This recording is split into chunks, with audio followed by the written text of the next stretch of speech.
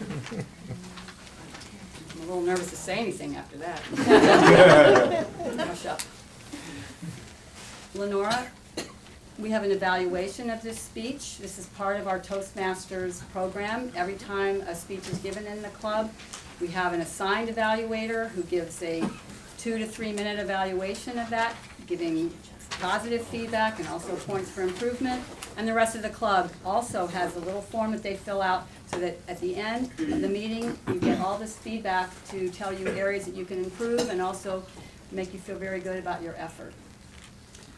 So with that, I'll invite Lenora Boyle up, an advanced Toastmaster at our club, who will be giving our evaluation. Thank you. Good evening. I actually thought I had more time. Wow. Did he get our attention right away? Yes. We laughed before he even opened his mouth. That's why he won the humorous speech contest. And he never smiled at all. He was very serious. It was a very intense presentation to bring out laughter in us and humor. The sunglasses, his very appearance and presence created laughter in most of us. I looked around, I think just about everybody was laughing at some point, right?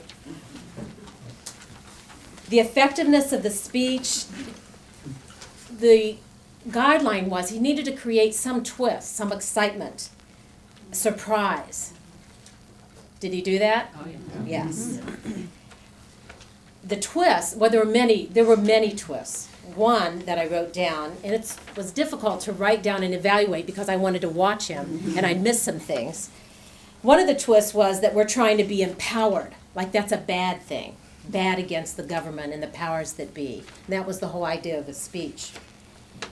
That we're this self-expression cult, and that's a bad thing. People speaking and thinking, not good. And being reborn after forgetting a line. So all of those were twists, and there were many more. What was the value of his speech, his ideas? Were they original thoughts? Pretty original. I don't know what goes through Ed's mind. There were a few things that I didn't quite grasp, but I think that was the value of the talk. And if I would recommend something, it might be to just smooth out a few places to make it a little more clear. But I know that was also one of the purposes was to like really mess with our minds, which he did. The audience response is really important when they're evaluating at these contests to see the humor. And I just looked around and heard everybody laughing at sometimes different places because it touched us in different ways. He looked at the audience. I saw he was making eye contact with everybody in the audience. Getting questions from the audience was really great because it incorporated our participation. And then when he walks down into the audience, that of course gets everybody more involved. And just the movement through the audience creates more excitement and, presence. We're going, what's he doing now?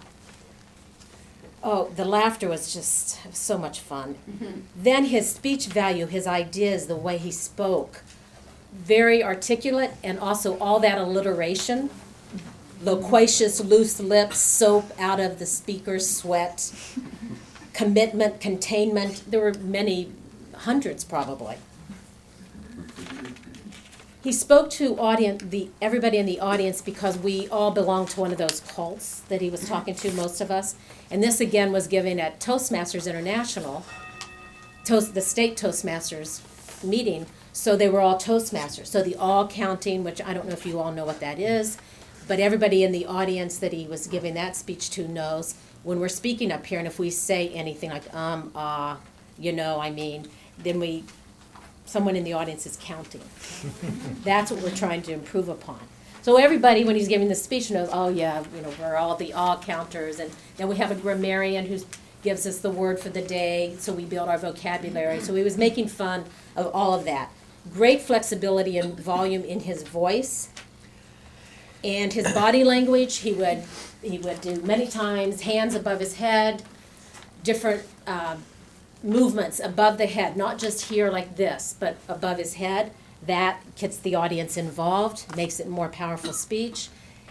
the sunglasses, the props. I don't know what he did because I was writing, but he turned around and drank something. More Kool-Aid, medication, whatever. But any of those little props that I missed. Yes.